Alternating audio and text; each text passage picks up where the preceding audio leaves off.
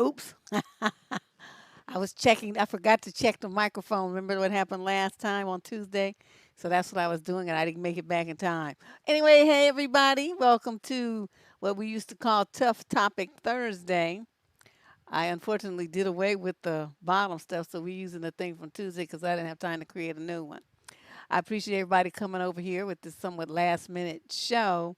But this is something I think that deserves at least a little short live stream to discuss because of the fact that y'all be doing too much. When we looked at, looking at the advice letters that have come across the last few weeks, there's this recurring theme of the women over giving, overdoing, taking stuff from guys that they shouldn't be taking, enduring nonsense, and then still bouncing back to continue to give to them and love them and care about them and all this kind of stuff. My thing is this: you should only give a man whatever it is he gives you. The same energy he gives you is exactly what you give back. They want to be leaders and shit, right? They want to be the head and all this old stuff here. So, what does that mean? That means that they set the tone and they set the pace of the relationship with some minor caveats because we don't, how they do jump in and do all that love bombing stuff. You got to put the brakes on that shit. But we're going to talk about that in a minute too. Now, let's first discuss what mirroring is because when I first heard about mirroring, I think I don't know, I was still in college.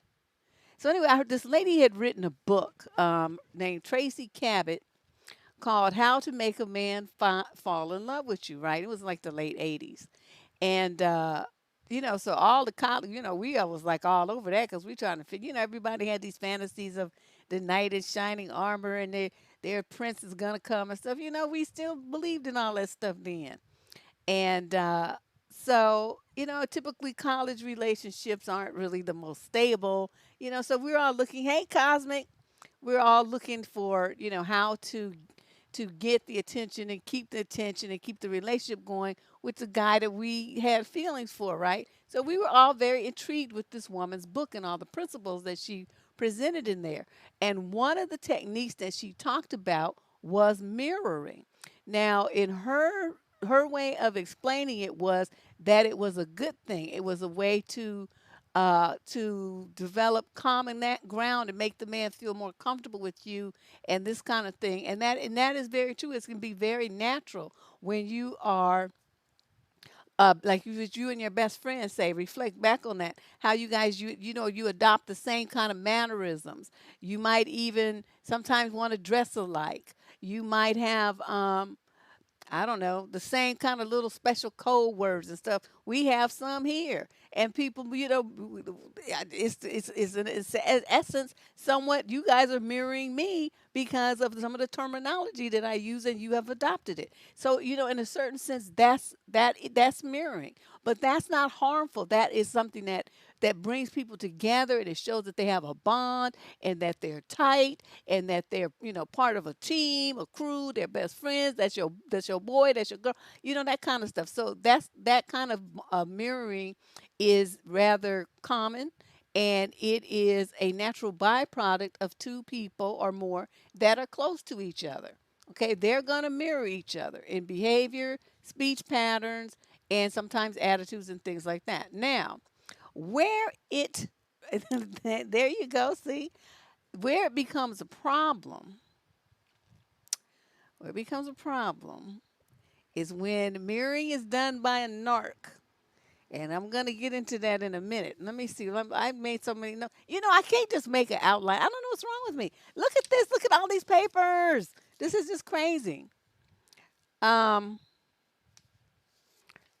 Oh, okay. So then we want to talk about, okay, so there's the mirroring that is done and it's a natural thing. Then there's another technique that kind of ties into it that I wanted to kind of bring this to your attention, and it's called consultative selling.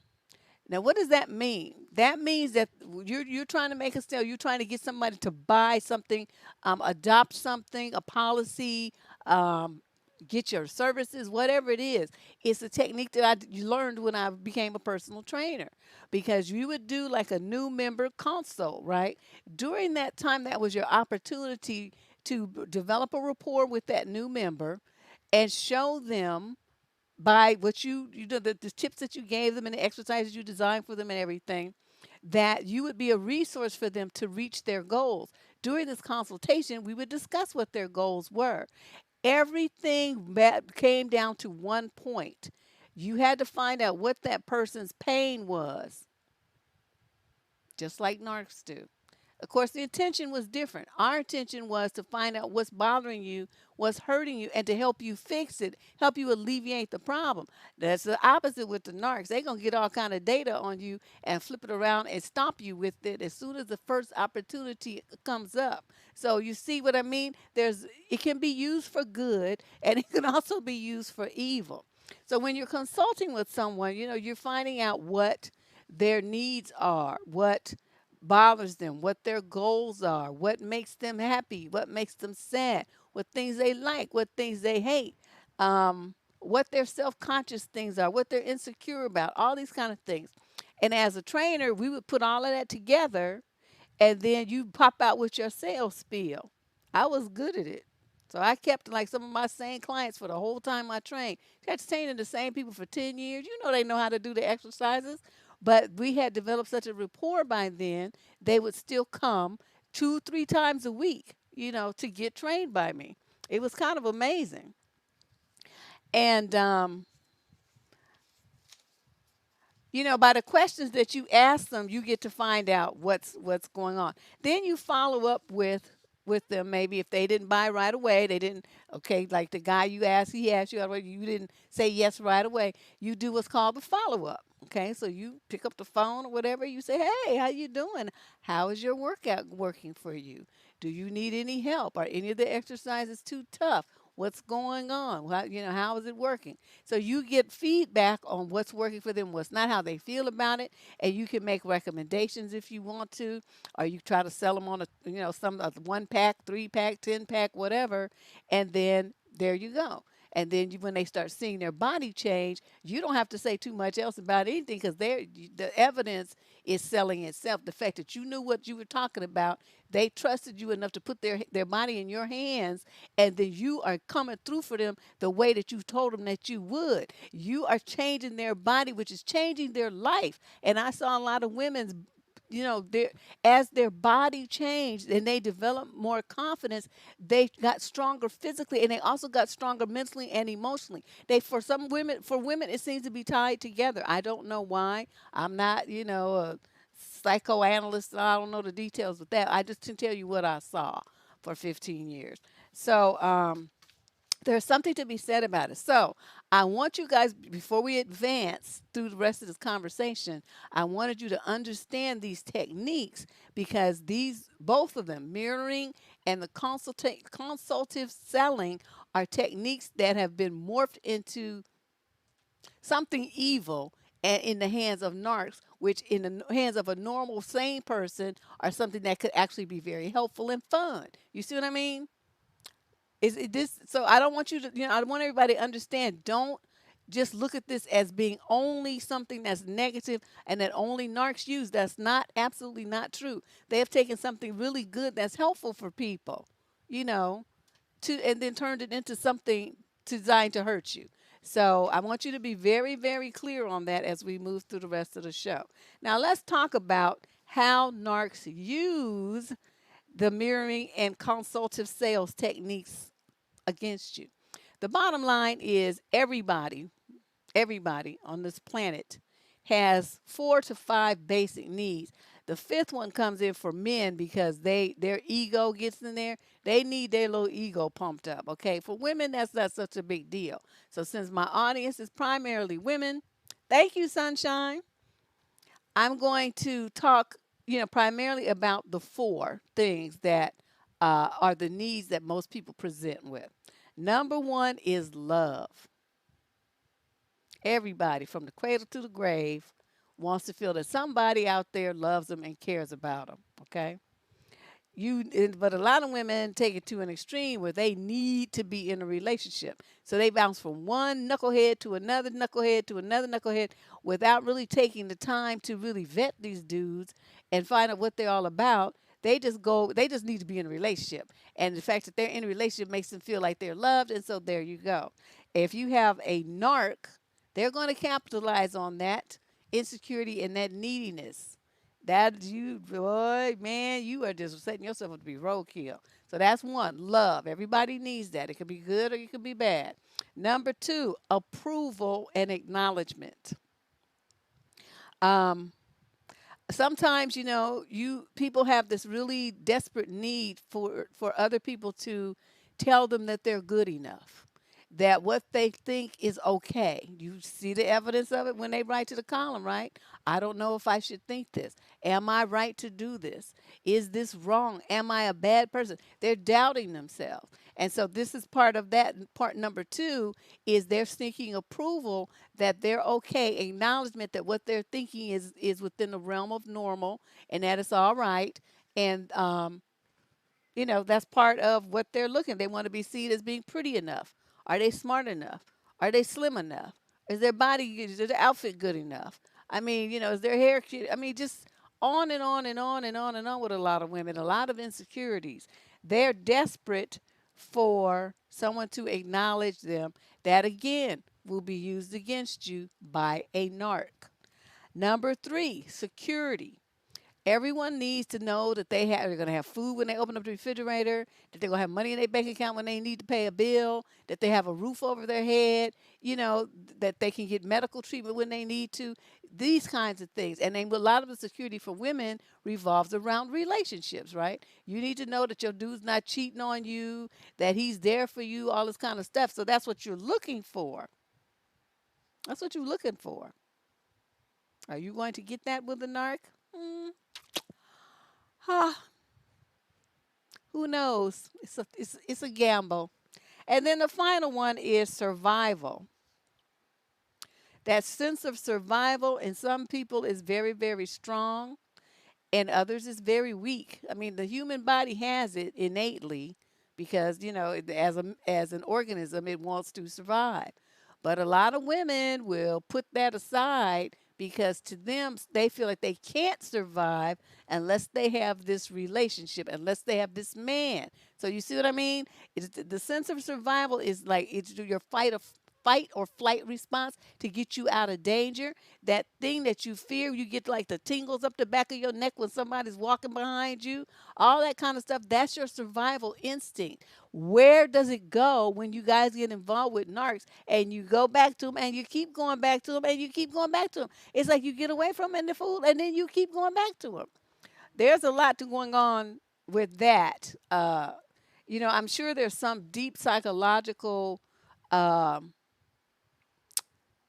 I don't know what is the word I'm looking for. There's some reason, some wound or some trauma that has happened to individuals who don't put their survival instinct as a first. It's a distant whatever, and they put all these other things ahead of it to their own demise, their emotional demise, mental demise, and sometimes physical as well. Okay. Now when I was talking to you guys, I remember in one of my videos I was discussing how narcs uh, kind of screen you to see if you're going to be a good victim. A lot of women are flattered when they first meet a guy, right? And he's like, he's sitting there, he's staring at you, right? And he's just looking at you, and they thinking, oh, he's just so fascinated with me, and this and that, and blah blah blah. And she just running her mouth, she just talking, talking, talking, talking. And in reality, this is a narc category. He's getting data from you. You don't even understand what's happening. So I tell y'all to shut up. Stop talking all the time. You talk too much, and you tell them all kind of stuff about you that you should not be telling. Remember in the letter the other day, what a girl had told her boyfriend about her child, the mom's boyfriend stuff that went on, and he's sitting up there reenacting it while she's asleep. That's because she was dealing with a narc and she gave him some food to use against her. You don't tell them that kind of stuff. You just don't. You don't. You keep it to yourself. You tell your shrink. That's the only person you need. I mean, you could tell me, because what am I going to do with it except try to figure a way to help you? But you have to be selective. Let me put it that way. Very, very selective about who you tell stuff like that to that can come back to just cream sauce you. And one thing I don't give, you don't never tell a man. Never. Okay? If you just don't take nothing else from this channel, it's that. You don't ever tell them anything that's that hurtful of it from your past. You keep your mouth shut. The first chance they get, they're going to look at you. Because the thing about narcs is they're real good at reading people. They're really good. They can look at you and they can see the vulnerability in your eyes. They can see it by the way you carry yourself, by the way you look at them, the way you hold your head, your posture.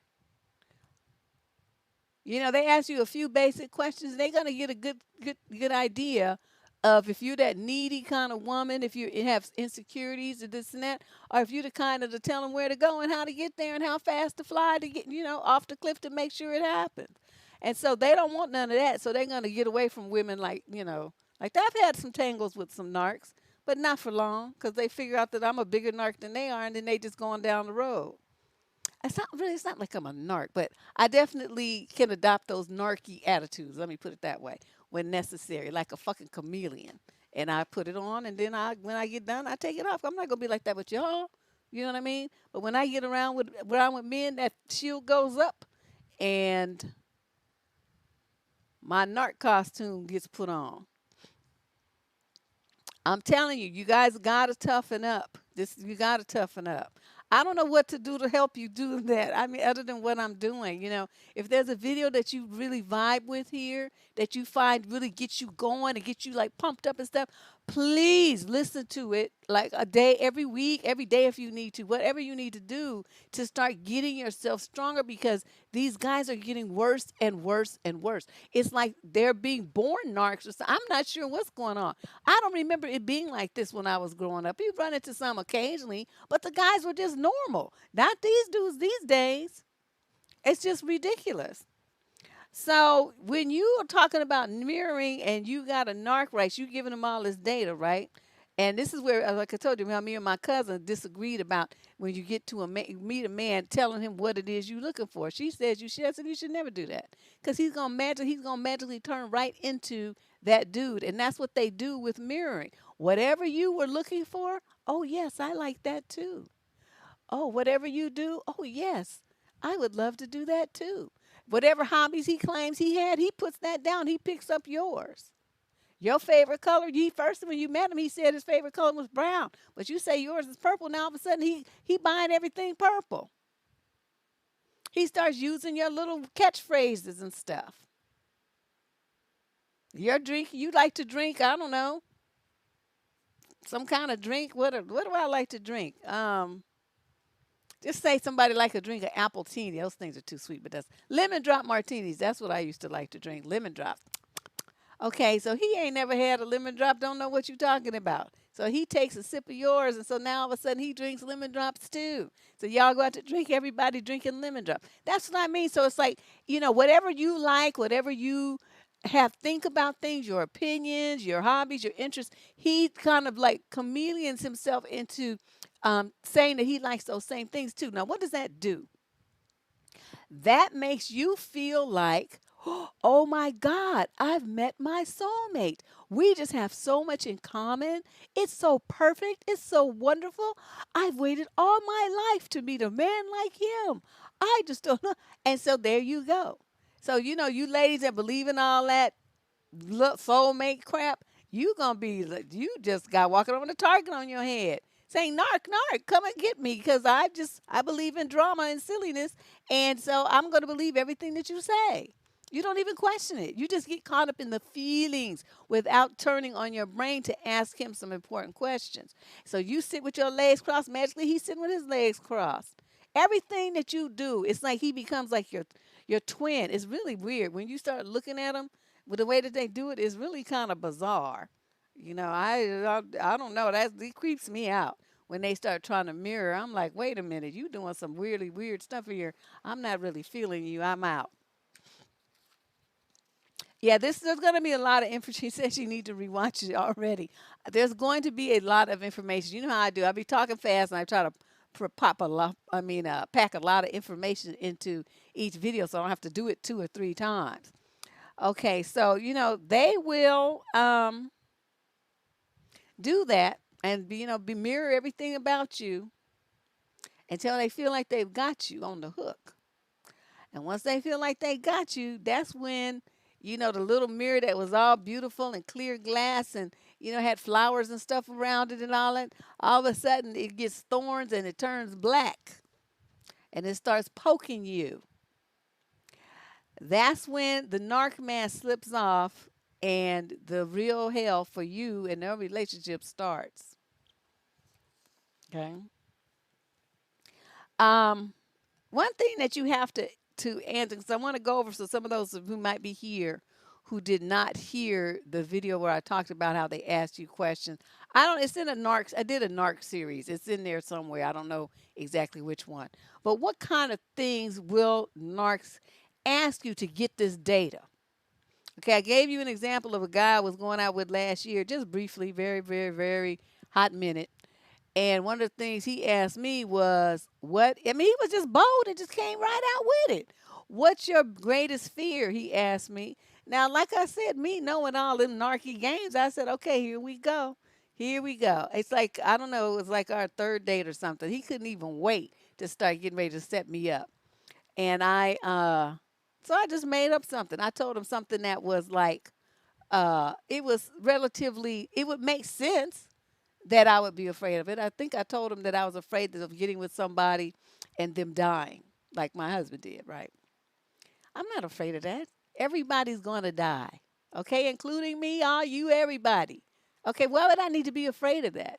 I mean, it was unpleasant, but it's nothing to be afraid of, okay? So, but anyway, I just told him that because it sounded good and it was an answer. Was it the right answer? Was it the truth? Nope. But you know what? That was a test because I wanted to see what he was going to do with that information. And I found out it didn't even take him a whole day. I'm not going to tell you all that because that's a little too personal. But yeah, less than one day, he flipped it around to use it against me. And I was like, wow, this MF, he got to go. Okay, but anyway, that's what you do. They're going to ask you stuff like that. All these really deep, probing questions. They want to know about your family, about your habits, about your job, who you like at your job, who you don't like at your job, what kind of relationships you have with these people, what kind of relationships you have with your friends, what kind of relationships you have with your mother, your siblings, all the stuff. He wants to know every single detail about you, what makes you sick, what your allergies are, what you like to eat, what you don't like to eat. Anything that's painful in your past, anything that you're embarrassed about, anything that makes you feel shame or guilt. He wants to know all of that stuff. And y'all just up there, just telling everything, singing like a canary. You need to keep your mouth shut, okay?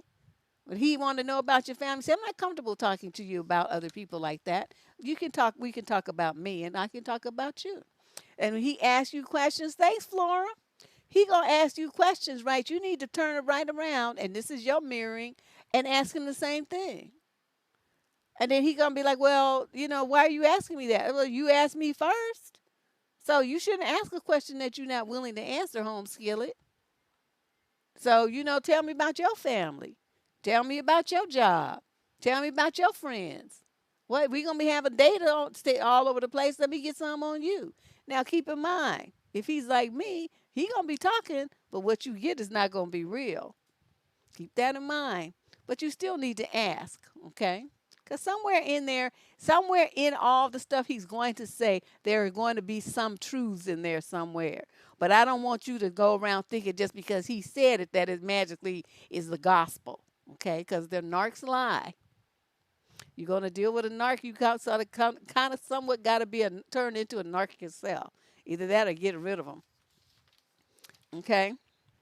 Um, So here you are, you sharing all your weaknesses, all your vulnerabilities, all your things that made you sad. You might even shed a couple of tears because you remembering it all. You tell them about how you insecure about your flat booty or your fat booty or your thighs, and you don't like this, and how come you have a giant forehead, and you don't like your nose, and you gonna tell him all these things about yourself, right? And he just ching, ching, ching, ching, ching, ching, ching, just keeping a running tally. And then whatever it is that you're looking for, like, he's gonna say stuff like, oh, you shouldn't think that your belly is that big. I love a woman with a round belly. It looks like, so I don't know, he gonna make it sound like it's something cute, right? So you gonna feel all relieved that he likes, you just the way you are. Just wait. That's going to come back to bite you in your booty. It's going to bite you. Once you relax your guard and you start telling them all your deep, dark secrets, it's pretty much over for you. It's a wrap for you. Okay. Let me move on from that. Now, how do narcs want to use you? Lots of ways. They want to use you lots of ways. With all this little information that you've given them now, right? They know how to get to you. If you're the sensitive little concern type that want to take care of everybody, you always worried about everybody, if they eating, and do they have enough, are they comfortable, all this kind of stuff. Well, see, you're gonna be the easy mark because he's gonna hit you with a sob story about some money. He just needs a short-term loan, so he got the money, but he can't get to it right now because his ATM card, something. He gonna have some weak excuse why he needs his money real quick, and you gonna give it to him. Or he need a little help. He tried to get back on his feet after a divorce, and that evil woman took his kids, and she took all his money and everything, and he don't have nothing, so he need a little help to get back on his feet. And you gonna feel like, well, he's my man, and he's my Mr. Magic, he's my answer to my dreams. We have a future here. Let me write this check, because you have that attitude. Well, I'm going to help my man. So I told you, don't never help them. Don't never help them. So you might be, you have something that they want, in other words. So you have either money, or you have status somehow, like, if you're like hold some kind of office, or you're a big time attorney or a doctor or something. There's some, you're a big time model. There's something about you that by him affiliating with you, some of that bright shine that you have is going to reflect off onto him, just by him being in your presence. People are going to say, oh, he's with so and so, yeah, she's all that, she's this and that. He's looking for stuff like that. Sometimes it's just as basic as he's a homosexual. He's looking for somebody a place to rest his nappy head. Sometimes, if you're an extremely wealthy type, well, then he knows he'll never have to work again, or he'll get to work in your father's business or something like that. It'll be some cushy job where he wears $1,000, $1,200, $1,500 suits, and $800, $900 shoes every day. He don't really have to do too much if he affiliates with you, especially if they get you pregnant, right? That's what they do. The Dusties. They are constantly trying to get some young woman who has promise and a bright future and who comes from a family of means. They want to get her pregnant, so they always have their hooks in her, and her family will always be able to find a place to live and come with a sob story about, oh, we want to be a family, this and that, blah blah blah. And that's how they get in the door. And the last one is, if you are an exceptionally beautiful young woman, he could even be an old dusty. He might have some money or something, but he's gonna still be trying to get his hooks into you because of the fact that your stunning gorgeousness makes him look like he's better than what he is. That's the thing you got to realize about narcs. They're all very super insecure. They don't really they don't know who they are really. They just live their life just gaming on people and women, gaming on women and trying to use them and figuring out ways to set women up to be taken. It's a really strange lifestyle. I just don't know what they be getting at and why they be bothered like that. But the energy that they spend into trying to get over on people, if they used it to better themselves, they could be so much further along. But that's not what they choose to do. So my job is not to talk about them and worry about them. My job is to warn you so that you don't get involved with them. And if you do, that you know how to get yourself back out. Okay. So, once you start catching them in lies or you start calling them on their stuff, right? Well, all that Prince Charming and all the mirroring and all that stuff is going to stop. And once it stops, that's when they're going to start going in on you and they're going to start picking you apart. And the problem is that once a woman gets caught up in that, she starts it's like you keep thinking about the days when it was really good, right?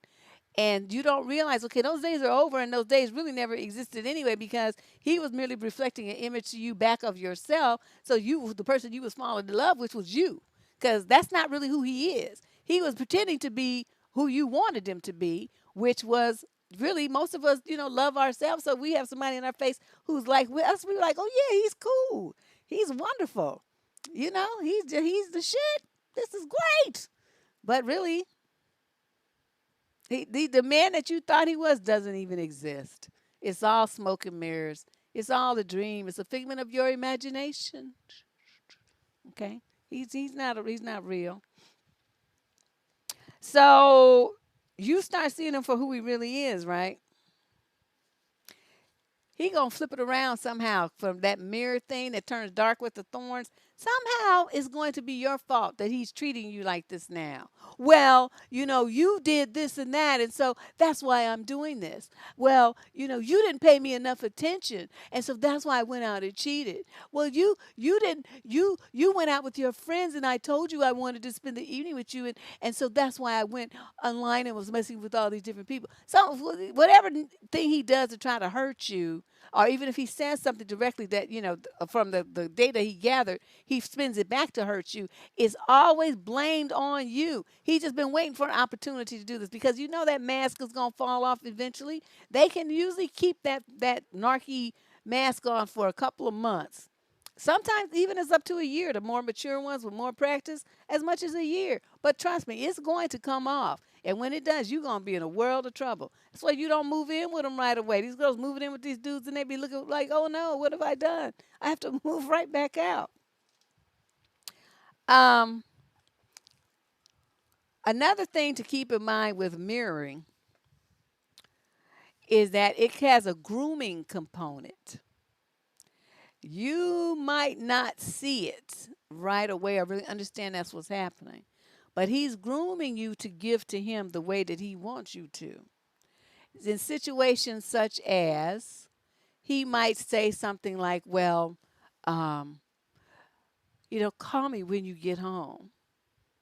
Before you leave, call me. Tell me where, let me check in with, while you're out there with your friends drinking, because, I'm worried about you. So it sounds reasonable, right? He wants to make sure you got home safe, right? That's a reasonable request. He wants to check in to see, are you too drunk? Do you need him to come pick you up or send you home in a Uber? I mean, Uber, that sounds, innocuous enough. I mean, who's going to really object to it? But you don't understand. The main thing is, like, you've been going to and from house by yourself for your whole life. Why you suddenly need him to guard dog you?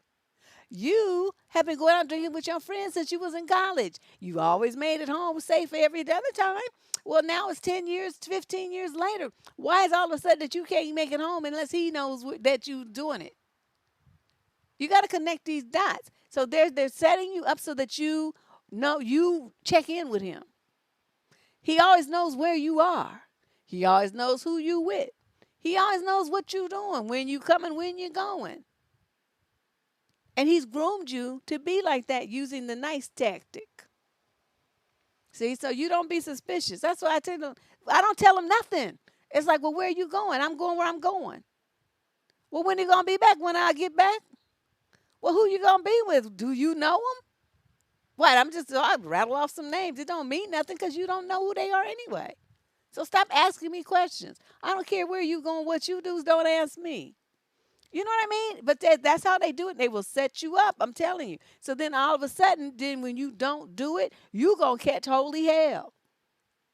He going to be all up in your mix. Well, you supposed to check in with me. You can't be going nowhere unless I know where you go. And you would have already established that pattern unknowingly and, fell into his trap. So it's something to pay attention to. Okay. Now we're going to talk about the mirroring that you need to do back. How do you mirror back what you get from a narc, or really any man? He doesn't have to be a narc. It could be anybody, male, female, bosses, you know, it doesn't matter. But of course, on this channel, we primarily talk about romantic relationships, so we're going to focus on that. Um, the one thing that they are the most afraid of, that's why they always want to leave you first, is being abandoned, or if you threaten to abandon them. The threat does not have to be an overt, you know what I mean? You don't have to say it. If you do X, Y, and Z, we're through. I'm leaving you. You don't have to say all that. All you have to do is go quiet. You just go quiet. You ignore him. He wants your attention. Deny it to him. Deny him it. Turn your phone off. If he comes knocking on your door, don't answer. That's his punishment. You acted stupid, and so this is your mind attention is withdrawn. What do they call that? Narc food. They live on it. They like bees with honey. They can't eat. They can't breathe unless they get their little attention and they narc food. And you are the source of it, right? Well, if you deny it to them, it brings them to their knees. They just feel confused. They don't know what's going on. Why are you acting like this all of a sudden? That's how you keep the upper hand.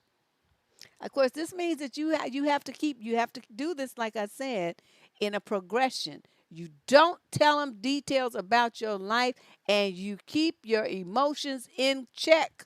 There's a video on this channel about emotional control, how women need to control their emotions. I highly recommend it for you, especially if you're new to the channel. It's one of the like foundational videos that upon which everything else on this channel is based. You must control your emotions, lady, if you're going to be successful with men in relationships, really in any situation in life. You cannot be flipping out about and getting all overly emotional about things. You have to keep yourself calm, and you have to think. Okay, once you get in your feelings, you're not thinking anymore. You're reacting. And that's what narcs want you to do, because you're easy to manipulate and control when you're reacting, when you're emotional.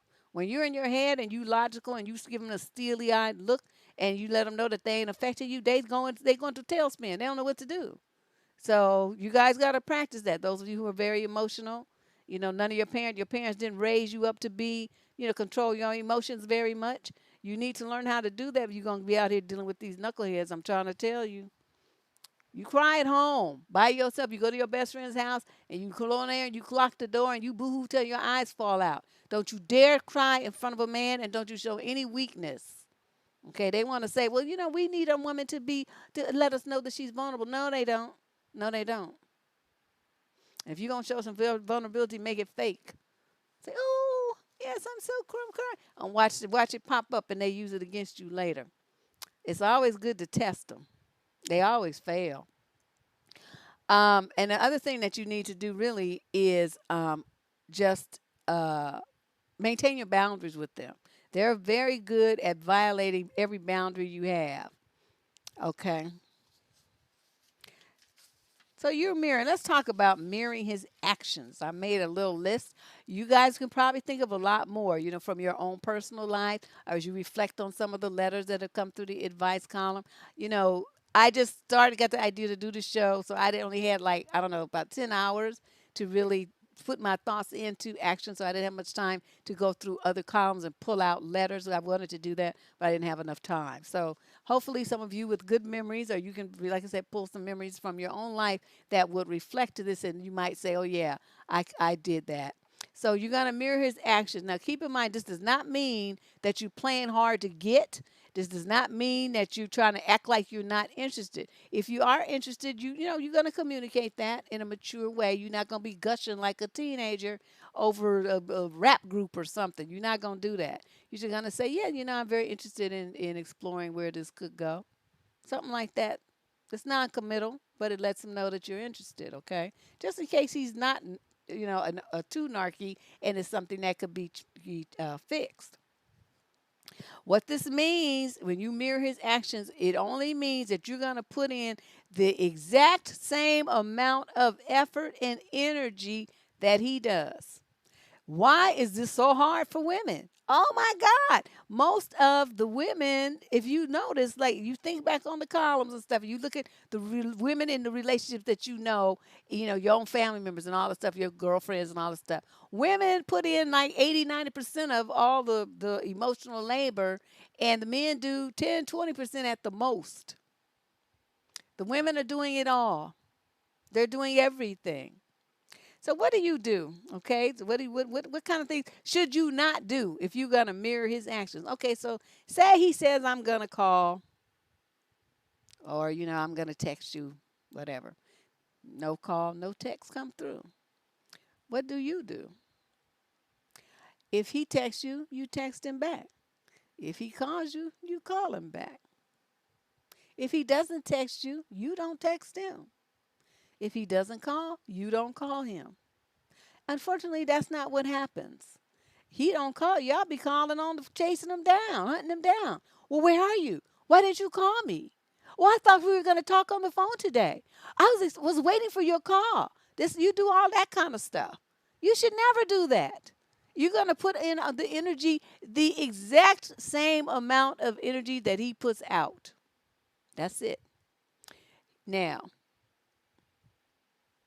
say he asks for a day. You're like, yeah, you know, let's get together. What days this week are good for you? Okay, so you tell him 2 or 3 days, and he says, okay, well, let me check my schedule, and then I'll get back to you. Okay, so that means I'm going to confirm something, right? I'm going to check my schedule, and then I'm going to confirm something with you. I will get back to you. That's what that means. Okay, but you gave him 2 days. Date number one comes, ain't heard from him. What does that mean? That means that you go and you make plans for day number two. That's what that means. So that when the time he finally does get around to call, if he even does that, you'll tell him, oh, you know, you took so long to get back to me. I made other plans. You don't stress out about where he is, why he ain't called you, where was he doing, what does this mean? You don't do any of that. You don't do any of that. You give him back the energy that he gave you, which was nothing. Okay? You didn't call and he didn't text and you don't have a date with him. That means zero energy came from his camp. So why would you chase him down and why would you you know, want to be bothered with him? This ain't no comedy. This is real. Unfortunately, I hope it's that these are real antics that these fools do. You know, and if you know if he hasn't contacted you, then that means you don't have a date, and so like I said, you go ahead and make other plans. Okay. Number three, say he's supposed to pick you up at 7 o'clock. Okay, now it's 7:30. No call. He didn't text. No smoke signals. No carrier pigeons. Nothing. You get nothing. Okay, what does that mean? That means you already dressed right because you was gonna go on the date.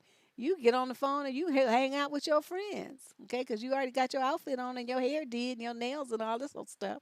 So you go out and you have a lovely time without him. Why? Because he didn't put forth any effort. He was just talking smack. And a lot of times they want to do that kind of stuff because they think that they're going to keep you at home, right? You're going to be mad. You're going to be hunting them down. Well, where are you? And he's going to be like, I'm on my way. I'm on my way. You know, I'll be there in about 30 minutes. So you waiting another hour go by. He still ain't there. Now, what's happening all evening? You been in the house. And he out doing whatever he doing. Why? Where they do that at? Say, you got a 10-minute window. I give you 10 minutes like a restaurant. You supposed to be there 7 to 7:10. I'm gone. Okay. Now you might see me like my dude Paul did, going down the stairs to get into somebody else's car because he got there so late. But you know what? He was never late again after that. I didn't have to say nothing. See, my thing is, I could show you better than I could tell you. I'm not gonna say nothing. I'm not gonna call you. I'm not gonna be chasing you down. I'm not gonna be begging you to come over. I'm not going to be doing any of that kind of stuff. I know carrier pigeons. Why did I say that? But anyway, that's you can't do that, ladies. You just have to have plan B. You know, you got them phone. You like your girls is going out. I say, oh, well, I'm supposed to be going out with this clown, but you know, where y'all gonna be? What time y'all gonna get there? Okay. Well, don't be surprised if you see me, right? Plan B. And if you can't do that, then just go out with your go get your call your sister, go to your mama's house, do something with yourself, but do not be at home waiting for him. Okay. Number four. Okay, this was. Oh, I used to have this guy that used to do this to me. He did it a couple of times. I mean, the first time I didn't really notice it, too much because I was doing something else too, multitasking I call it. But the second time I was like, why did he even call me? I just hung up. But anyway, so he calls you, right, and he talking to everybody else in the background. He's laughing and joking. He gets a few words to you, this and that, this and that. Yeah, man, because blah blah blah. Yeah, yeah, babe, such and such and such a dude. Nah, man. Back and forth, back and forth, back and forth. Hold on a second.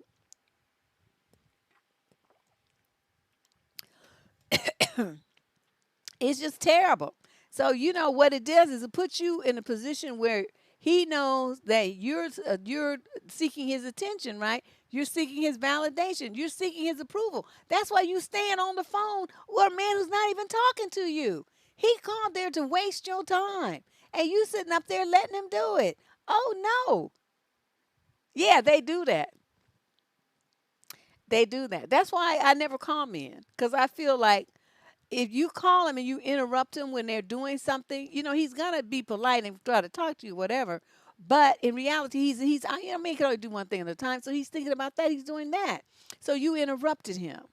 The only way that works is with his husband and wife, and you don't call him that much, like at his job or whatever. So when the phone rings and it's you, and it's like, oh my God, I wonder what happened. He's gonna pay attention because he's so not used to that. Okay, but then that's a different. That's your husband. But just some dude you just dating and stuff. You don't call them. I wish I would call a man. I'm not doing that. Yeah, that's what I do too, Flora. I mean, like I said, the first time I was doing something, I don't know, probably working on my, I don't know, I don't remember the details, but I remember I was just as preoccupied as he was. So we were both, I wasn't really tripping when there was silence on the phone because I was concentrating on what I was doing, and then he was talking, and I'd like, yeah, yeah, yeah, blah, blah, blah, and then I'd go back to doing what I was doing. So it didn't bother me the first time. The second time is when I said, wait a minute, he's going to be his pattern here now? And then that's when I just hung up. Okay, and then there was okay. So you got to if he's doing that kind of stuff, he doesn't really have time for you. So don't be sitting on the phone hanging there, like begging for scraps of his attention. You mirror back what he gave you, which is some half-ass nothing. So you just hang up. Number five, you notice that you cook and you fix his plate and you doing all this kind of generous stuff for him. Does he ever do that for you? What does that mean? That means you mirror his behavior back. Remember, we're giving them what they give back. What caretaking things does he do for you? If you sitting there and you can't think of nothing, but you always doing some caretaking things, nurturing things for him, that's a one-sided, out of balance situation. Stop it. You mirror back exactly the energy that he gives you, which is nothing. Okay, you cook. You got kids, of course you're going to cook for them. You're going to cook for yourself too. So he going to be like, babe, can you bring me a plate? Nope, I sure can't. The pots are right there. May help yourself. Get up. You healthy. You ain't gonna hover around. Your ass can walk. Make it happen. Yeah, them only textures. I don't do that either. Okay, at number six, I wrote down. I was just thinking of stuff. He gets mad, right? He get mad. He's so pissed now. He had something you did or something that you said. So he wants to shut down and give you the silent treatment, right? He want to give you the silent treatment for a couple of days, cause he gonna punish you. You up the ante. You don't speak to him for a week. Put him on waivers. And it's like, this is the energy that you're giving to me. Like you shutting me out. Whatever problem we have, you don't want to resolve it. So what is the point? I'm not going to be chasing you down to solve a problem. When you're ready to talk about it, we'll talk about it. But in the meantime, I'm going radio silent. I had a boyfriend that did that. He went somewhere and stayed. We was living together, right? And he stayed out all night. I was like, oh, is that what we doing? He didn't know it, but I bought me a plane ticket and came to California. That's when I was in Texas. Came to California, and I was gone for a week. He didn't know where I was. his mother, everybody. His sister called me and said, he looking for you. And cause she knew my parents' home, the home phone number. She was the only one who had it. He looking for you, girl. He going crazy. I'm like, well, just let him go crazy, cause he needs to be punished for that. But see, that's what I did. Like I gave him back the energy that he gave me. The whole time we lived together, he was always home right after work, and didn't have no more problems out of him. So, that's the kind of thing. Yeah, most women hate the silent treatment, but they know that you hate it. And that's why you get in your feelings about it because you hate it. You can't let them know that you hate it. You just give it back to them. I'm telling you, you gotta understand this. This is the kind of thing like they know what presses your buttons because you've told them. So he's gonna do it because it's gonna make you pissed. Narcs enjoy seeing you in pain, in case you forgot. That's why I said you don't tell them nothing. You tell them all these personal things about yourself. You're letting them know all these things that you don't like, all your vulnerabilities and your weaknesses. Remember, I said it off the top of the show. You letting them know all the things that you don't like. He's making a checklist of stuff he's going to do. As soon as the opportunity arises, he's going to be going down that list of the stuff that you don't like and the stuff that sends you into a tailspin. It might be something as simple as, and I'm going to tell you this too. Okay. My mother-in-law. Okay. I was so pissed. When we had my least favorite color in this world is green. Notice you don't never see me wear green clothes. Only thing I like green is money. I don't know why. I just don't like it. And she asked me what color dress she should wear to the wedding. Now we had been having some rounds beforehand. I'm not sure what her deal was, but she asked me that. So I said, well, I don't really care what you wear except for green. What does she wear? Green. And it wasn't even a pretty color green. It was some like washed out mashed pea green something. I don't know what that dress was. It was hideous. I don't know what it does to me. I just don't like it. You have colors that you like. I like rich jewel colors, like purples and burgundies and black. Black is actually one of my favorite colors and stuff. Yes, that's what she did. She's dead. She showed up in the ugliest green dress you've ever seen in your life. It looked like she bought it at Target. And I was like, this is just awful. But you want to look like a fool in the wedding pictures? That's on you. I don't, you know what I mean? I didn't, but I learned something about her that day. And and I was really young then, but it's like, we not doing. I know better than to tell her anything, and I didn't. I didn't tell her nothing else. Well, emerald green, that's like a jewel color. That I can tolerate, but it's still not my favorite color. And if I had a preference, I would not do it. There's too many other colors that I like better. The colors of royalty. Oh, is that it? Well, I don't know. I never thought about it that way, but yeah, I guess you're right, huh?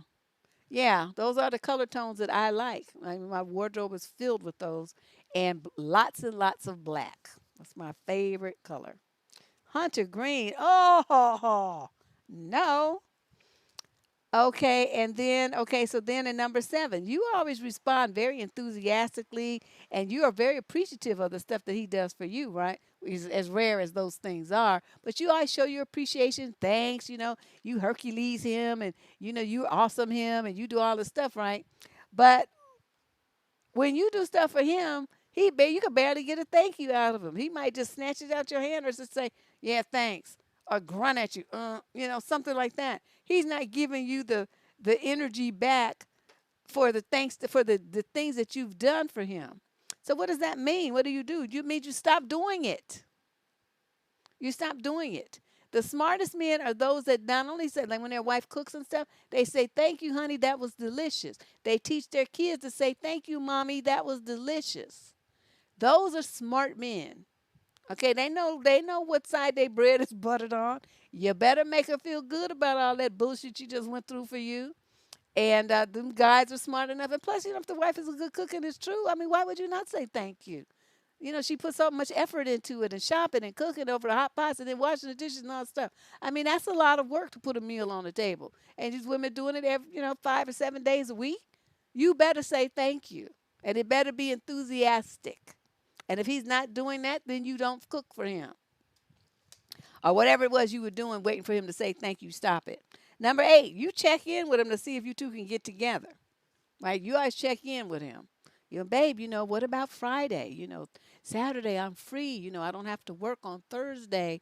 And I know that's one of your off days. This and that, blah, blah, blah, blah. So you're making him let him know that you're available. What does he do? Nothing. You don't call, he don't text, he don't put forth no effort to get with you on the time that you are making extra time available for him. He just doesn't really care. He just does what he wants to do. And like, sometimes you sitting there and you hoping that you guys, can have a Friday evening together. He's off at certain time. You wait for him to get home and he just goes off and does whatever he wants. You don't know where he is or what he's doing or why he's there. Nothing. You don't know nothing. And you're just sitting there waiting and waiting, and that's the usual routine. You wait, and he does whatever the hell he wants to do. That's really kind of messed up. You haven't cooked in years. I understand, girl.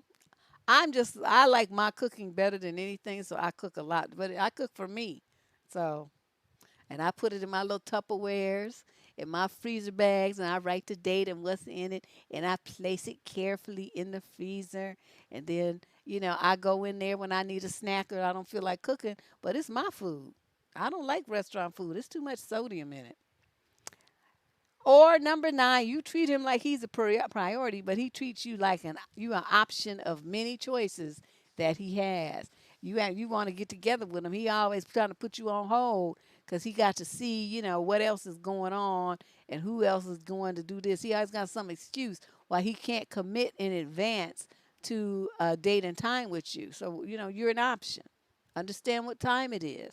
Stop making him a priority. You set aside everything and drop people and friends and all kind of stuff. Don't even go to work events, all kind of stuff. So you can have time with him, but he doesn't show you anywhere near that kind of courtesy. This is the kind of thing that I'm talking about. This is the kind of energy that you give him back what he gave you. Okay? I'm like I said, there's probably many other situations. I couldn't really think of any. I mean, anymore. I thought of these 9, and that was wearing me out. But I'm sure that y'all could think of a lot more based on, like I said, situations from your own lives or lives of your friends and family members that you've encountered over the years. Um. Oh, I'm sorry. I put the.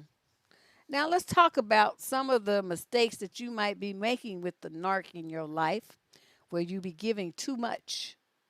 This is a long list. This is a very long list. Your newborn, I understand that. Newborn babies are so cute. They have to be a priority because they can't do anything themselves.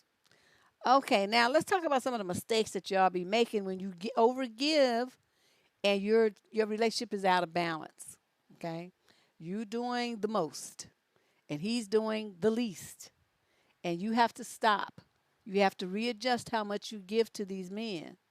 If he's not giving to you on an equal level to what you want to put out, you don't do it. It's very simple. You just stop. Remember the letter the other day where the lady was like, she took her boyfriend, baby daddy, whoever he is, to out of town for his birthday, spent all this money, did all this stuff. They had a weekend away. She did all this big deal. And when her birthday came, he didn't even get her card. Nothing. Don't you remember that letter? I remember because I was horrified. I was wondering why she hadn't bopped him upside the head a couple of times. But instead, she was crying and writing to me. And I just felt really sorry for her.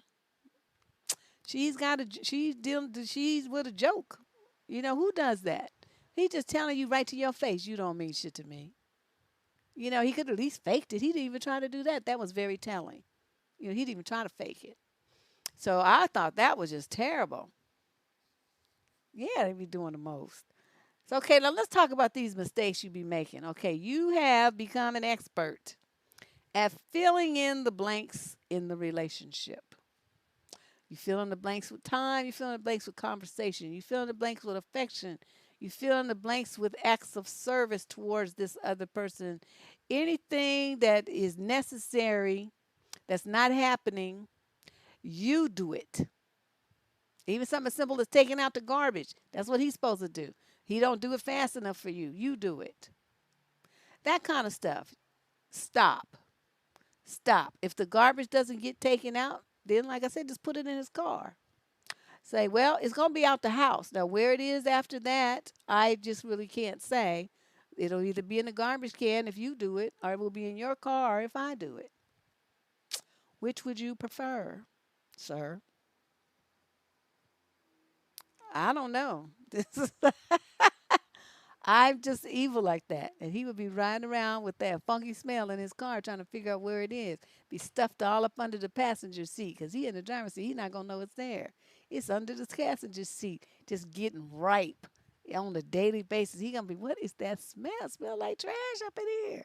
And I'm going to just be sitting there with my legs crossed because I don't know what you're talking about. What you mean? Really? Okay. Don't fill in the blanks for him. He needs to be like an equal, full participant in the relationship. You don't do nothing that he ain't doing. In other words, you the one that thinks of and plans all the activities that you do. He don't do nothing. He don't plan no dates. He don't make no reservations for the restaurant. He don't plan the family vacations. He don't do nothing. He don't have no input on anything. Now, admittedly, some women prefer that. Let's put a caveat in there because some women do prefer that. But is that necessarily the best way to do the relationship? No, because it lets him off the hook and he becomes lazy. Okay, so she's doing everything and he's just like riding like a kid in a wagon. No, no. Even if y'all switched off, where he did some things and you did some things, that's better than him never doing anything. I could roll with that too. Yeah, they scallywags, just straight scallywags. You always the one that's suggesting new and creative things to do and try in and out of the bedroom. It's always you. You buy cards and gifts for him, but you don't see very much of that coming back in your direction. Little thoughtful things like you're out somewhere and you see something that you think he would like. It doesn't have to be expensive. It could just be something that you know would make him laugh. But does he ever do anything like that for you? Even bring you flowers, cards? Nothing. He don't do nothing. Okay, so then you stop. You the first one to reach out to him, to hold his hand, to hug on him, to kiss for a kiss or whatever. It's always you doing all the reaching out, the initiating, the one who wants to get the physical touch aspect of your relationship together. You're always hugging on him. You're always holding onto his arm, holding his hand. It's always you. He never reaches for your hand. He never puts his arm around you. He never just comes up behind you and gives you a hug for no reason. He never does anything like that. Why? I mean, your relationship is so out of balance, it just doesn't make any sense. You the first one. You create the environment for intimacy. You decide, oh, we're going to have music, we're going to have candles, we're going to have a special romantic evening. I'm going to put the table together. I'm going to do this. I'm going to get a babysitter for the kids. He don't do nothing. He's content to just come in and sit down and watch TV all night. Admittedly, sometimes if you want romance on a specific day or time or whatever that's meaningful to you, that would be what you would have to do. But do you have to do this all the time? Does he never step up all the time? Nah, that's too much. You might be making a big mistake in your relationship if you notice that you feel like you're being manipulated into giving him stuff. Manipulated. Sometimes, it's really obvious because they'll say stuff that they know is going to make you feel guilty. Well, yeah, I can see now. This is the kind of love you show me. Your husband who goes to work every day and does this and does that. Yeah, yeah. Tries to take care of everything. I just ask you for a little this and that. And what do? You don't want it. So, see, you start feeling guilty. Well, yeah, he does, do that, this and that. He does go to work every day. Guess what? He was going to work every day before he met you. Probably got the same job. That job's not for you. Don't you let him guilt trip you like that. Say you was working when I met you at that funky job and you still working that same funky job. That don't have nothing to do with me. Don't be trying to flip the script here. This is about you, son. Get it straight. I mean, I trying to do that. Why, guilt trip somebody. And then once you start feeling guilty, right, then he gonna say, well, you could make it up to me by doing blah blah blah. Okay, you just got manipulated into giving him what he wanted all along.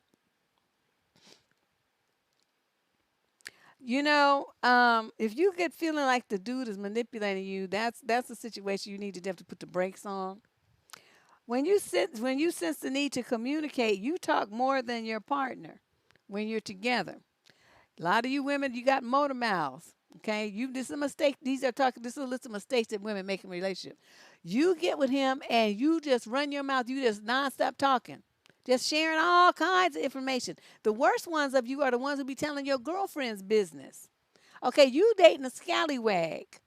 Okay, now all of a sudden you telling your girl's business to him. Don't you think he gonna pick up the phone and tell his scallywag friends, "Hey, my girl's friend just got a $50,000 bonus, dude.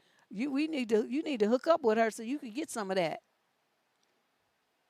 They're gonna set your friend up, and you know why? Because you're stupid and you talk too much.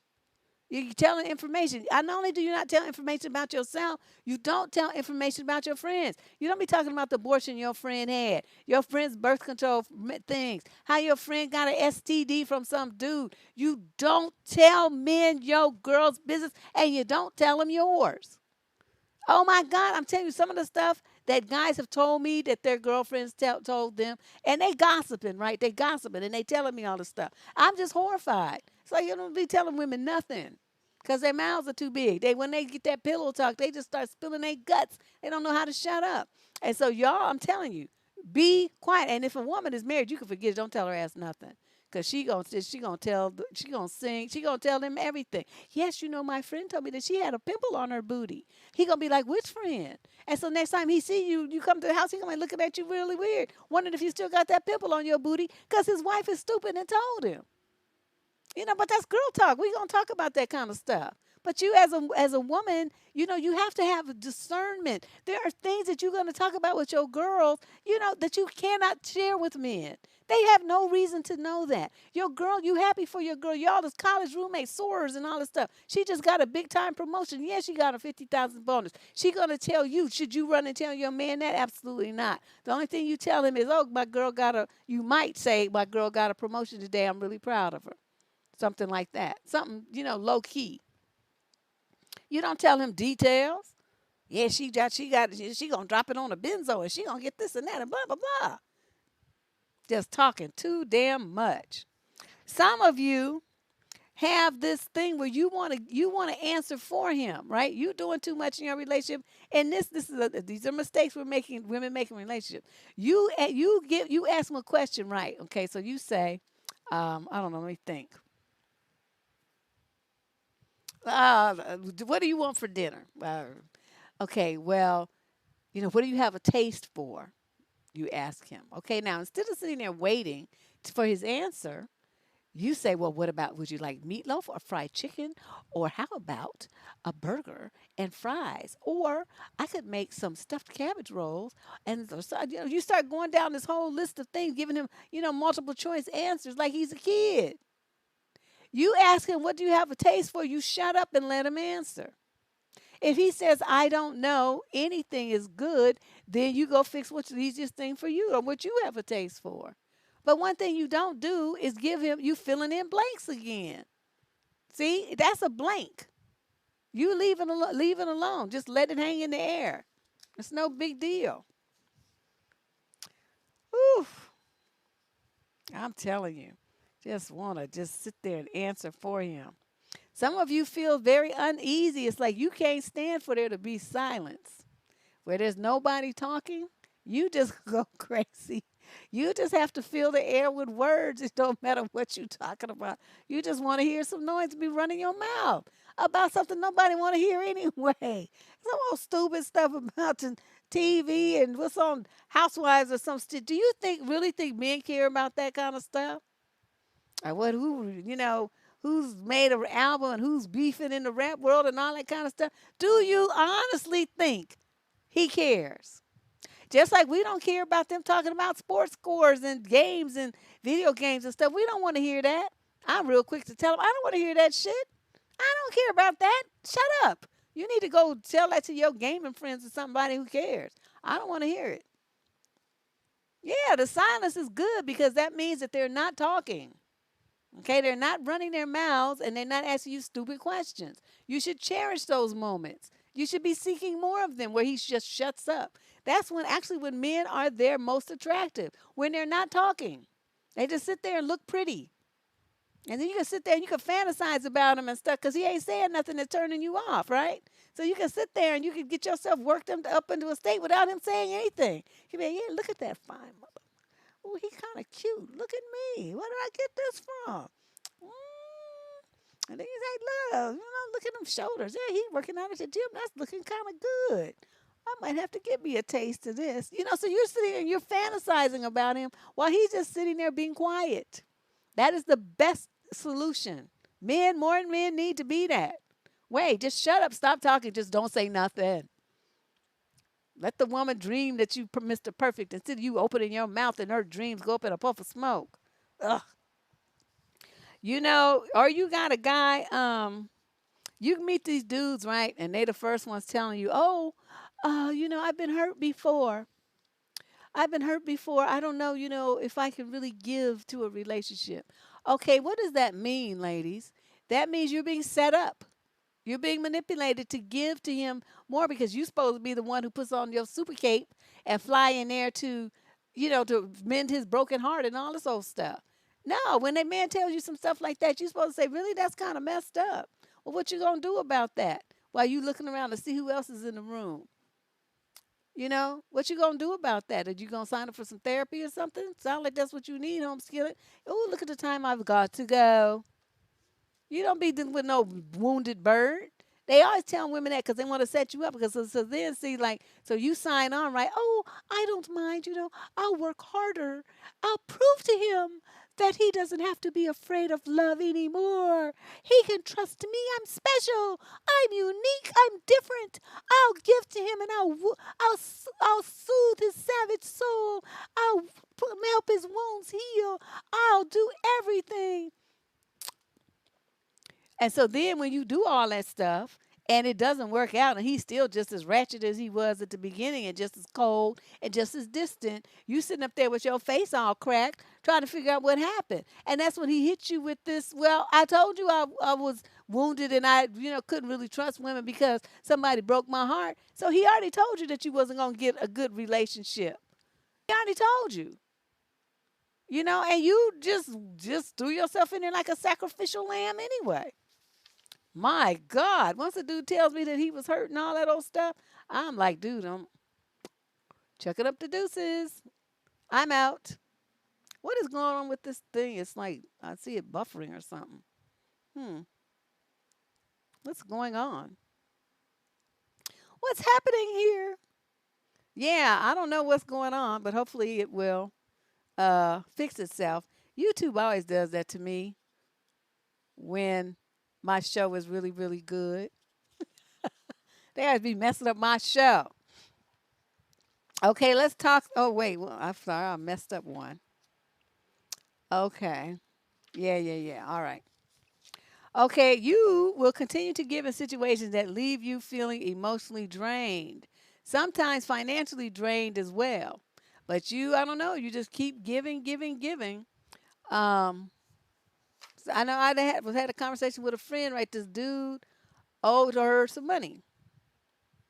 He owed her some money, and he came to her for some more money to buy something, vehicle or something. And she gave it to him. I said, okay, now he already owed you the other money he wasn't paying you. How did you think that it made sense to give him more money? And she said because she thought that the second thing, I guess it had something to do with him being able to make some money. She thought that if she helped him with the second thing, that it would help her get her money back on the first thing.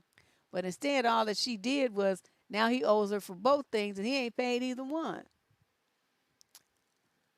I was like, wow, he wouldn't have got shit from. Well, he wouldn't have got the first dime from me anyway, but I was just amazed So that's the kind of thing that you're gonna keep giving and giving into a vacuum, a black hole. You're just throwing money and resources and out your time and energy into something where you're not getting anything back from him, nowhere near on a par of what you have given him.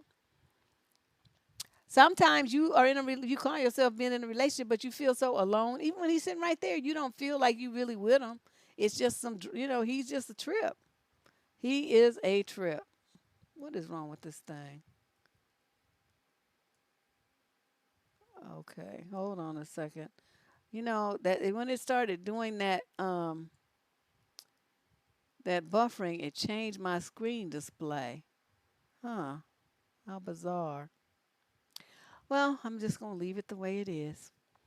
Um, some of you are afraid that if you stop with the excessive giving, that he's gonna be unhappy. He's gonna be upset. Or he's gonna want to leave you because he's gonna become more interested in someone else. These are when the ones that will hit you with that thing like, well, if I don't get it from you, I'll get it from somebody else. Somebody else will give it to me, and I don't have to wait for you, kind of thing. And so a lot of women are terrified that they'll lose the relationship if they don't keep giving him what he wants. I'm thinking, shoot, let him go. He draining me. I don't have time for all of that.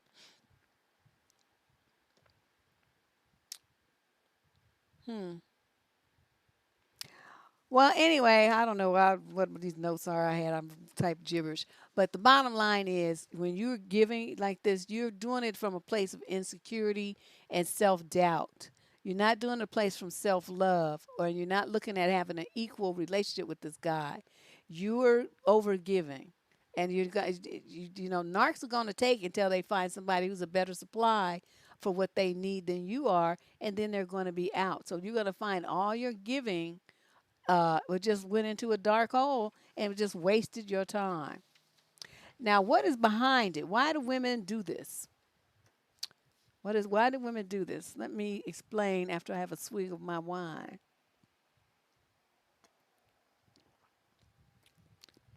I think the number one reason is because so many young women have the belief that love has to be earned, that they have to work for it. There are males on YouTube who promote that. They tell other guys to make women do that. I have a whole series on here called the manipulative games that black men play to make black women jump through hoops. There's 25 videos. I was on a serious roll that year. At 25 videos that breaks down 25 different games that men play with your mind to make you jump through hoops, give to them, sacrifice for them, and do stuff, without getting anything in return. If you haven't seen that series, check out that playlist. It's eye opening. Even when I looked at it myself, I was like, wow, where did all these ideas come from? But it's horrible when you see it and you will recognize how many games you will recognize a lot of the games that either have been played on you or that you've witnessed with your friends, your parents, your siblings, whatever. You will have seen the games that I'm talking about being run on women. It's terrible. So when you feel like you have to earn love, you feel like you don't really deserve it. You're unworthy or something. So you have to do all this stuff to be pleasing to people to get them to like you and to want to be in a relationship with you. So you overgive because you're afraid that if you don't, that the person will leave and that they won't like you. This is a common theme amongst young women. They want to be liked. They want to be liked more than anything and live in terror of a man, of quote, losing him, end quote, which I don't understand. It's not like he's a marble in your pocket or something, a phone. I mean, men walk away because they want to. You don't lose him. You don't have nothing to do with whether he stays or goes. He does that of his own accord. I just find that kind of amazing. Sometimes this comes from, you weren't loved enough as a child. You just grew up really insecure and you find that, the time when you were a baby, when you like smiled and laughed and did tricks and stuff, that was the only time that somebody picked you up and talked to you and played with you. Other than that, you sat in your playpen or in your crib, or crawling around by yourself. Nobody really interacted that much with you. Nobody gave you pets and cuddles and sang songs to you and read you stories and stuff like that.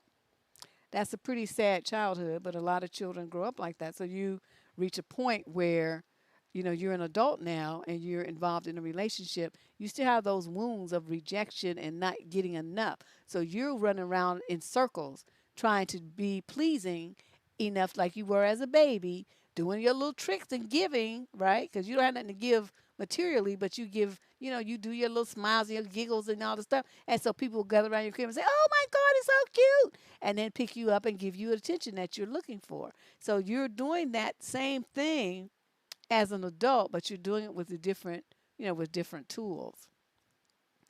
You feel inadequate and you feel needy, and that's why you give too much. That's just the bottom line. You're afraid to say no to him because you're afraid of the rejection, afraid that he's going to leave, that you will have to do without love again. Not realizing that what you have with this guy where he's doing this, treating you this way, this is not love. I don't know what that is, but it's just not love at all. So you have to stop thinking that you have to work hard to get love, because you know what? People love you for who you are and what you are, or they don't. You can't make anybody love you, not really. You can present yourself in a way as favorable as possible to make that more likely that they would, like at least like you. Like for instance, you're gonna go somewhere and it's a you're gonna be going there and your grooming is like not really on point and you kind of smell. Well, by the time you get there and people kind of stand close to you, even if you're really cute, and they notice that scent emanating from your body, you got on dirty clothes or something, they're going to be kind of put off. So the likelihood of a man wanting to get to know you enough to fall in love with you are slim to anorexic slim. Okay? So that's what I mean. You position things in your life so that you have the maximum opportunity for success. But can you make somebody fall in love with you? No. It's a catchy phrase for a book. It's a catchy phrase for a blog post, but it's in essence, it's a lie. You can't make anybody do anything, but you definitely can help things along by creating better opportunities for yourself. I'll put it that way. So if this is you and you feel like you have to earn his love, you have to like call him all the time, you have to plan events, you have to buy his favorite things, you buying him gifts, you taking him places, you doing all this stuff for him. You women buying these game controller, what they call them, game console things, buying them these $800 tennis shoes or whatever, all this stuff. You spending all this money on this man, and you think that means he's going to love you. He'll leave you and take that shit with him. You do realize that, right? That's not that's not love. You need to stop. Stop making plans to fill in the spare time that you have. Stop running over him to give him a hug. Stop running up to him to give him a kiss. Stop grabbing onto his hand and holding his hand when he don't even trying to be doing anything like that to hold yours. Stop initiating eggplant. Stop initiating cuddles. Don't force yourself on him. If he wanted you to cuddle up with you, he would reach out for you. Trust me.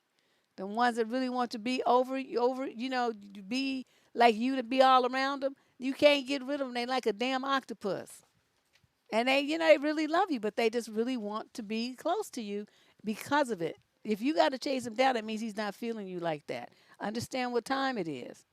When women do take all the initiative, the man, he might go along with what you're doing kind of half-heartedly. He'll go along with it and stuff. But it's basically because he's ambivalent. That's why he didn't reach out to you. That's why he didn't try to kiss you. I mean, it's like when they really feeling it, you could be walking down the street in the middle of the crowded street. If he's feeling like, God, she's so gorgeous, I just really love this woman, he's going to reach and grab you and kiss you. You're not going to have to do nothing. That's how they do when they feeling you like that. Okay, so all you feeling like you got to earn his love and you got to do all this stuff to make it look like to the world that you have this perfect relationship. You're living a sham. Okay, it's a facade. Admit it and stop. Just stop. You can't earn anybody's love, honey. You just can't do it. You can't fix it. If it's broke, there's just nothing you can do about that. And it's best to understand that and just let it go. Why do women have such a hard time letting narcs go, though? You know why? I think a lot of it lies in the fact that they, in the initial love bombing stage where all her fantasies was coming true, she just like in a battered, a battered, domestic violence type relationship, what they call the cycle of abuse. And first it's abuse, the honeymoon period where there's nothing, and then he gets rocky, then he hurts her, then he's apologetic, and so they go back to the honeymoon. So it's this vicious little cycle. And I think what happens is the women caught in these narky type relationships where the guy's not really giving anything, they're constantly they're looking for that romantic high and for him to be that man that he was in the beginning. And like I said, that man never really existed in the first place. It was all game. He just wanted to get you to use you for whatever it was he was trying to do. So you guys be careful. This love, they call it love bombing now, but that, they coming on too strong, too fast, trying to move in on the first month or two, all this kind of stuff. You think that means something. It's romantic. We love each other so much. All this old stuff. He just using you. You just too goofy to understand what's happening.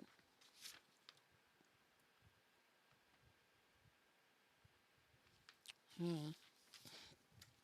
Man, I wrote too much. This is just terrible. Um, how do you handle the narc? Well, let's just say you want to spend some time with him and he's always dodging you. So you might say to him, well, um, I really would like us to uh, spend time together. That would be nice. But it doesn't seem like we're on the same page there. So I'm going to go and do what it is that I need to do for myself. And if and when you have time, just look me up. What does that do? That puts you back in control of your life. You back in the driver's seat. You're not waiting for him to direct your life, as so many of you like to do. You can't do that. Well, just say you're already in a relationship with the person, you know.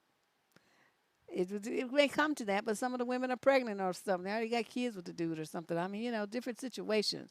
I'm trying to be general so that I can give information for no matter what the situation is. Blocking someone is good if it's a, internet dating thing or somebody you barely know. But it's somebody you've been with for a year or two, and you might have a child with them, or it might be, might be married or living together, whatever. It's not as easy as that. So that's the simplistic solution, but it's not realistic in most situations, Because if it was that simple, then all the stuff that I'm talking about would not have happened. See, these are the behaviors of some people that are already involved in a relationship, not somebody that you can just block and be done with because you're not really involved with them. So that's a very different situation. But the main thing is when he acts stupid and he acts like he doesn't want to be bothered, he kind of like half-assing and disappearing and all this kind of stuff. Don't chase him down. Don't drive around town trying to figure out where he is. Don't be calling all his friends and his relatives and hospitals and all this stuff. Do you thinking that that something happened to him and all this stuff? Just understand that he's a dust bunny and he'll show up when he gets ready. So what do you do? If you're single, you make sure that you fill your date book with other men. He's not the only show in town, and he should know that. Okay? He calls me, he finally decide to show up. You on a date with Jack or Jerry or Thomas or whoever. You on a date with somebody else. You ain't thinking about his ass. That's the kind of treatment that they need because they all like to have an inflated sense of their importance. But you guys who don't like to date more than one guy at a time, you're going to struggle with this. Nobody said you got to sleep with them. I said date. You're single until you're married. And when you're in a situation like this, marriage ain't nowhere on the table. So you don't have to worry about anything about what you do and who you do it with because this guy is not invested in you at all. Understand what time it is. Y'all be looking for them little scraps of emotions that they give you. It's just a trick. It's just game to keep you on the hook. Keep them legs open. Keep the door to your bedroom open. That's all that is. They show up and do a little something every couple of weeks, well, once a week, once every 2 or 3 weeks, something. But you sit there and you waiting for him. Why are you doing that to yourself? You calling, begging him to come over and making all kind of concessions, letting him come at midnight. He ain't even taking you out nowhere. You're just that desperate for somebody to pay attention to you. Do you understand how sad you sound with that? You need to get yourself together. And if that's your lifestyle, you begging for attention that much, you need to get yourself some help. Get a counselor because there's something wrong there. You're not valuing yourself at all when you do that. Some dude ain't talked to you in a week or two, and then he call up, what you doing? You know how they do. What you doing? You busy? Can I come through? Yeah, yeah. You jump up and give me an hour. You jump up and take a shower. You do all the stuff, clean up your house and all the stuff for some Dusty to roll through and take advantage of you. You made snacks for his ass and everything. What is wrong with you? You guys got to look at yourselves a little bit differently. Look at yourself and from the aspect of how you are treating yourself in relation to these kind of men that just want to come in and use you. Yeah, they talk a good game. They talk a superb game. But I'm here telling you how to break it down and look at what they do versus what they say. And when you're going to see that they ain't matching up. So what do? You go by what he does. You go by how he treats you. And how he's treating you is very poor. He's treating you like you're nothing. And you just going along with it. You don't do that. You give him exactly the energy that he gives you. He's supposed to come over at 8 o'clock. 8 o'clock come and go. You ain't seen him or heard from him. Turn your phone off. Go to bed. Do your facial mask and all your stuff that you're going to do. And then you go to bed. Get your beauty rest so that you look great the next day. Okay, your skin looking all rested. You had a nice glass of water before you went to sleep. You all moisturized inside and everything. It's looking great. And you got your rest. You wasn't bothered about him and where he was and what he was doing. Okay? That's how you have to conduct yourself. You give them what they give back. That's the mirroring that we're going to do going into 2021, ladies. Okay? That's what you're going to do. He don't call, then you don't call. He don't text, you don't text. He don't plan a date. I guess we ain't going nowhere. You see what I mean? You let him initiate. You let him do it. He's supposed to be the man. He needs to be getting off his butt doing it. Yeah, gonna be looking all rested and stuff. Skin all fresh and plump. Just it's just really messed up. Now, how do you know? How do you know? Here's a few other signs that you're doing too much in your relationship. If you got a man who's never there for you when you need him, but he can't find him, or he promises he's gonna be there and then he don't show up. I had a friend like that. She had this alleged boyfriend of hers. She was moving. He promised he was gonna come and help her. He didn't show up. Luckily, there was enough of us there, but he didn't show up. I said, and if you tell me that you let him come over to your new place and you have anything further to do with him, I'm dropping you as a friend. She knew I was serious too. So she said, do not have to worry, Deb.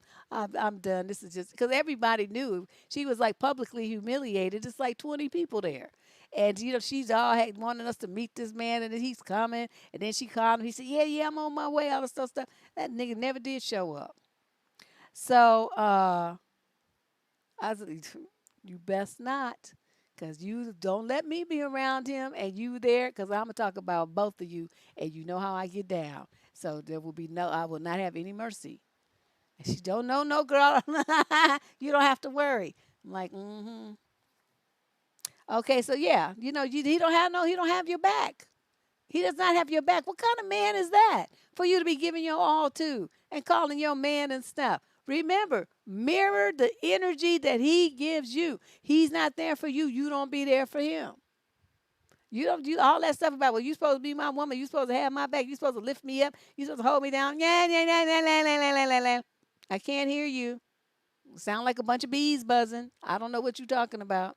Because I remember specifically when I was looking for you to help me, you just acted like you didn't remember nothing. You was not there. So guess what? I want you to understand, don't expect me nothing from me. Don't. That kind of thing. Yeah, she was very embarrassed. I felt bad for her a little bit. But then I told her he was a dust bucket, so I don't know what she was doing in the first place. Okay, you always initiate conversation. Okay, when they don't need you, then they don't have nothing to say. Soon as they need you, something from you, oh, he all smiles and all pleasant and all conversational and chit chatting you up, and he got all this to say and all this to do. Now, when he needs something from you, he all up in your face. But other than that, you can't find him. He's not around. He's not doing nothing. He ain't saying nothing. It's like he disappeared off the face of the earth.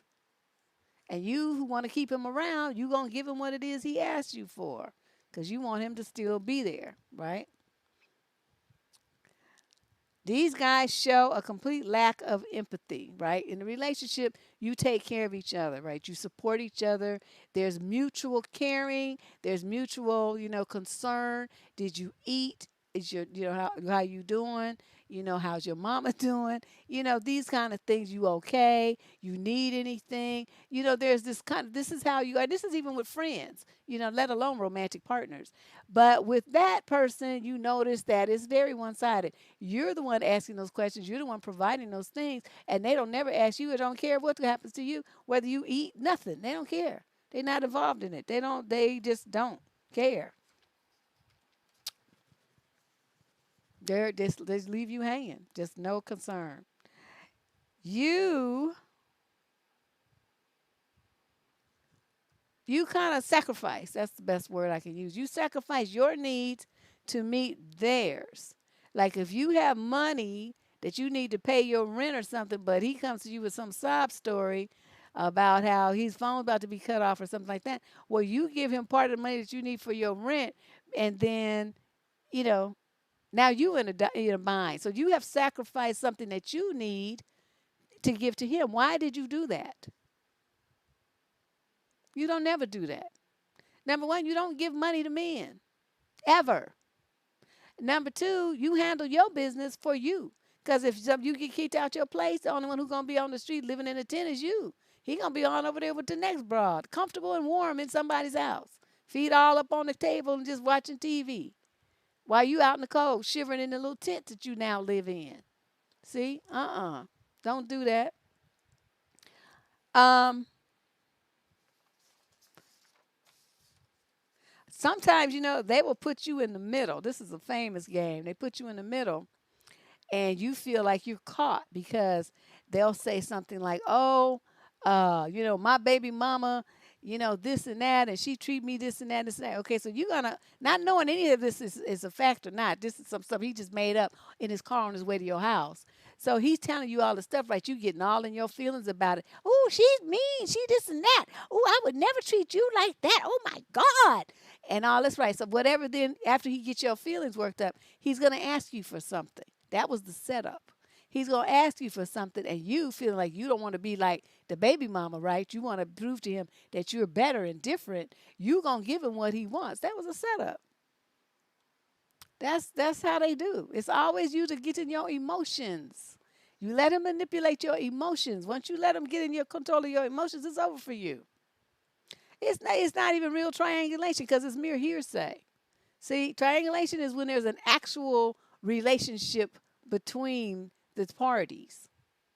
Okay, you ain't never seen the baby mama. You don't even know if she really exists because you ain't seen no kids either.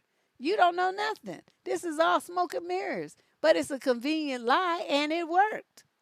He got what he wanted out of you. Let you live with him. I mean, he live with you because she taking all his money from child support or whatever, or so whatever the lie is, he's gonna manipulate it around so that you give him what he wants using those sad tales of woe. They be making that shit up. Don't believe everything they tell you. Y'all be just a little bit too naive believing everything. Then a lot of them, they do this stuff where you try to have a conversation, right? You try to have a conversation, and they want to interrupt you. They want to talk over you. So you saying, "Well, yeah, this and that, and blah blah blah," and yeah, yeah, yeah, he says, or you're talking, and he's talking over you. But I'm saying blah blah, So you're like, you stop talking because obviously he's not listening to you. He's yelling over you, and you're like, "Okay, what was that?" Okay, but then again, it's another situation where you give you give back what he's giving you. So he starts yelling, you yell right back. He starts trying to interrupt you, you talk over him. I was talking, you say. That kind of stuff. Okay? Give them the energy that they give back. Keep that in your mind as you go through your relationship. And you will notice opportunities where you've been stepping in and giving too much. And it's so for most women, it's so second nature, you don't even notice it. You don't even notice that you're giving too much. And that's what's happening. And then my final one is you catch him in a lot of lies. Catch him in a lot of lies, and they might not be such a big one, so you have a tendency to want to let them go.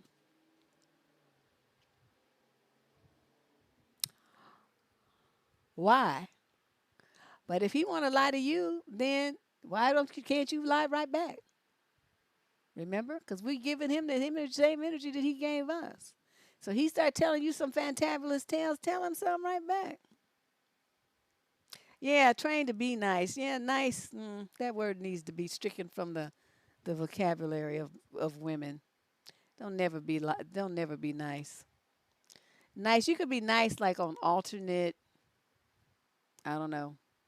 31st of the month on leap years. That's the day you can be nice. The rest of the time you dealing with men, you can't be nice to them. You got to have your game face on at all times.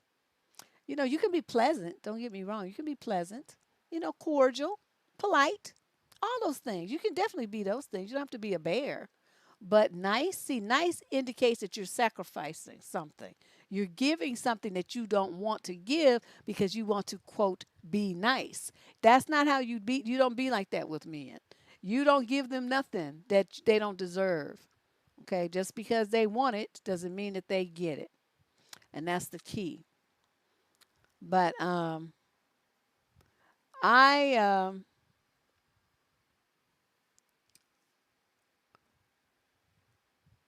well, nobody want to be submitting to their little funky butts. Submit for what? Are you paying me to submit? What's in it for me to submit? Every guy who said that to me, I said, okay, now if I do that, how does that benefit my life?